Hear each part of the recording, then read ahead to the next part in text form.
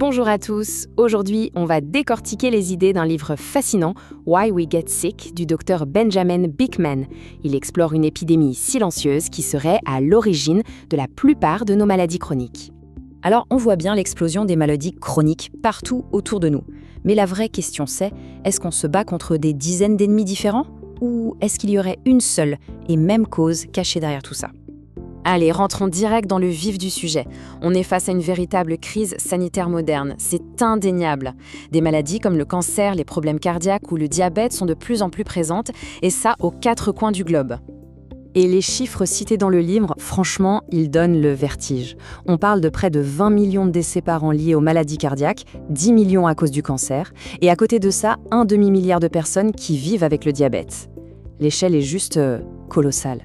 Mais là où ça devient vraiment intéressant, c'est la thèse centrale de l'auteur.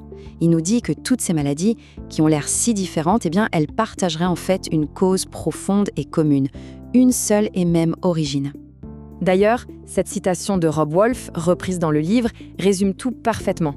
Et si, finalement, un seul état physiologique, des niveaux d'insuline trop élevés, était le véritable moteur de toute cette souffrance? C'est une question qui change complètement la perspective. Et attention, on pourrait croire que c'est un problème de pays riches, mais pas du tout. L'auteur appelle ça un fléau de la prospérité. Et le truc, c'est qu'il frappe maintenant encore plus fort dans les pays en développement. Le problème est devenu planétaire. Mais alors, c'est qui ce fameux coupable? Et c'est ça qui est fou, le trouble de santé le plus répandu sur la planète. Et pourtant, la grande majorité des gens n'en ont jamais, mais alors jamais entendu parler. Bon, il est temps de mettre un nom sur cet ennemi invisible. Il s'agit de la résistance à l'insuline. Retenez bien ce terme, c'est vraiment le cœur du sujet. Alors, la résistance à l'insuline, qu'est-ce que c'est concrètement?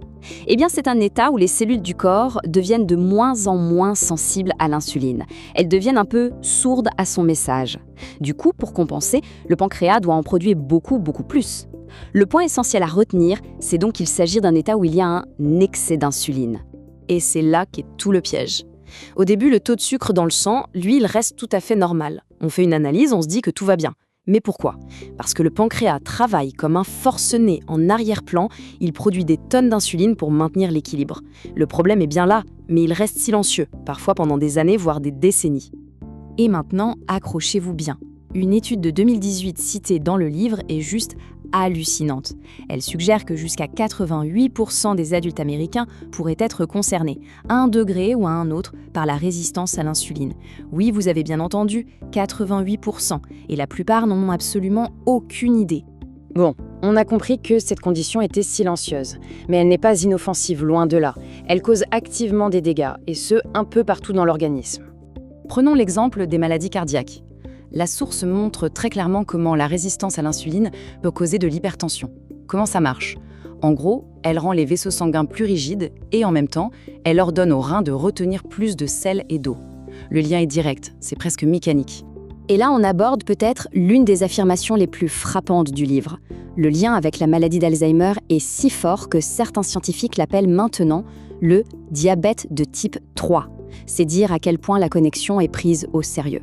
Le mécanisme est assez simple à visualiser. Quand le cerveau devient lui aussi résistant à l'insuline, il a de plus en plus de mal à utiliser le glucose, qui est son carburant principal.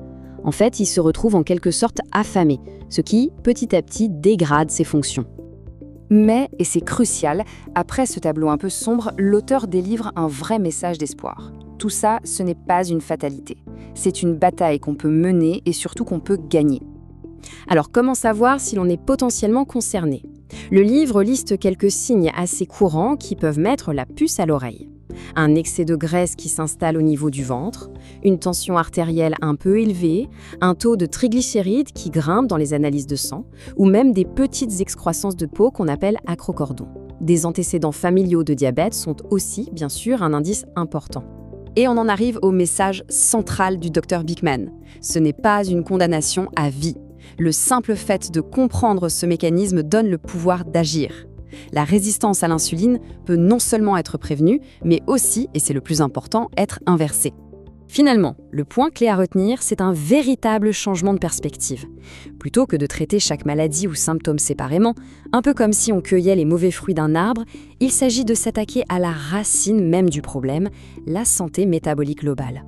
On termine donc avec cette question qui ouvre la réflexion. Si une seule et même cause profonde connecte tant de maladies de notre époque, ne serait-il pas temps de changer complètement notre fusil d'épaule? De passer du traitement sans fin des symptômes à la restauration fondamentale de notre santé métabolique?